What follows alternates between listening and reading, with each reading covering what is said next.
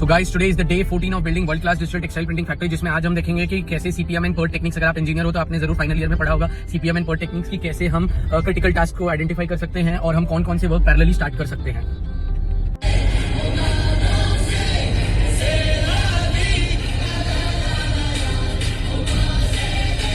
आज रोटरी और Konica Minolta messenger SP1E digital textile printer का एक बहुत ही प्रैक्टिकल डिफरेंस समझते हैं, क्योंकि एक कमेंट आया था कल कि फिनिशिंग और पेनिट्रेशन में कितना फर्क होता है। कि टेक्सटाइल इंडस्ट्री में मेजरली ये बोला जाता है कि रोटरी का प्रिंट अंदर तक जाता है और डिजिटल का प्रिंट ऊपर बैठता है, लेकिन इसका रियल प्रपोर्शन समझना हमको बहुत ज़रूरी है, क्योंकि रोटरी प्रिंटिंग में कलर पेस्ट स्क्रीन के थ्रू फैब्रिक पर ट्रांसफर होता है, जिसके अंदर स्क्रीन कॉन्टैक्ट होता है, स्क्वीजी प्रेशर से होता है, पेस्ट विस्कोसिटी होती है और प्रेशर की वजह से पेस्ट फैब्रिक के यार्न स्ट्रक्चर के अंदर पुश होता है। इसलिए रोटरी में पेनिट्रेशन नेचुरली ज़्यादा होता है। अगर हम प्रैक्टिकल लेवल पे बात करें तो जो पेनिट्रेशन रहेगा और जो बैक साइड शो थ्रू रहेगा वो अप्रॉक्सीमेट 70 to 90% तक फील होता है, लेकिन डिजिटल का सिस्टम डिफरेंट है।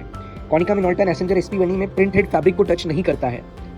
यहाँ पे जो वेरिएबल पिकोलीटर रहता है उस बेसिस पे जो ड्रॉपलेट्स होते हैं वो 7 पिकोलीटर से 27 पिकोलीटर डिफरेंस पे रहते हैं। अब रोटरी में पेस्ट प्रेशर से पुश होता है, लेकिन डिजिटल में इंक ड्रॉपलेट साइंटिफिकली प्लेस होते हैं, तो इसलिए मुझे इसमें पेनिट्रेशन नॉर्मली 50% से 60% के रेंज में फील होता है। फिर भी बहुत सारी R&Ds ऑलरेडी चल रही हैं, बहुत सारे पोर्शंस ऑलरेडी बन रहे हैं, जिससे ये पेनिट्रेशन रोटरी के लेवल तक आ जाएगा और ऐसा अचीवमेंट भी हो गया है ऑलमोस्ट।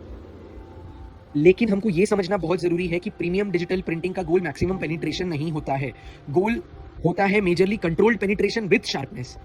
अगर इंक बहुत अंदर स्प्रेड हो गई है तो पेनिट्रेशन तो बढ़ जाएगा, लेकिन आपकी डिजाइन आप देखोगे कि ब्लर हो जाएगी, वो डिजाइंस में फाइन लाइंस लूज हो जाएंगी, जो शार्पनेस है वो ऑटोमेटिकली कम हो जाएगी और ग्रेडियंट जो है वो मेरा मडी लगने लगेगा, दैट इज मिक्स लगने लगेगा।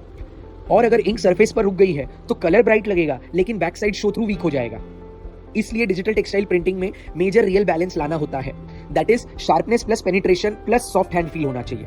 अब रोटरी में डेप्थ स्ट्रांग हो सकती है, लेकिन heavy paste load fabric feel को अफेक्ट कर सकता है, लेकिन डिजिटल में लोअर इंक डिपॉजिट की वजह से जो सॉफ्ट हैंड फील मेंटेन हो जाता है, उसके पीछे एक बहुत बड़ा पोर्शन रहता है, that is pre treatment, fixation, washing and जो प्रॉपर फिनिशिंग होनी चाहिए वो।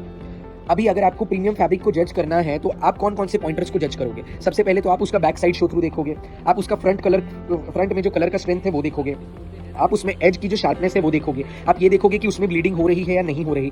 अगर वॉशिंग में फास्टनेस आप देखोगे कि कलर कितना जल्दी निकल रहा है या नहीं निकल रहा है। आप ड्राई रबिंग करके देखोगे, आप वेट रबिंग करके देखोगे, फिर आप हैंड फील देखोगे कि वॉशिंग के बाद आपको फैब्रिक कैसा टचिंग में कैसा फील दे रहा है और आपका शेड फिनिशिंग के बाद कैसा आ रहा है। तो इन सब पोर्शन से आज का लेसन हमको मेजरली ये मिलता है कि रोटरी में पेनिट्रेशन प्रेशर से आता है, लेकिन डिजिटल में पेनिट्रेशन प्रोसेस कंट्रोल से आता है।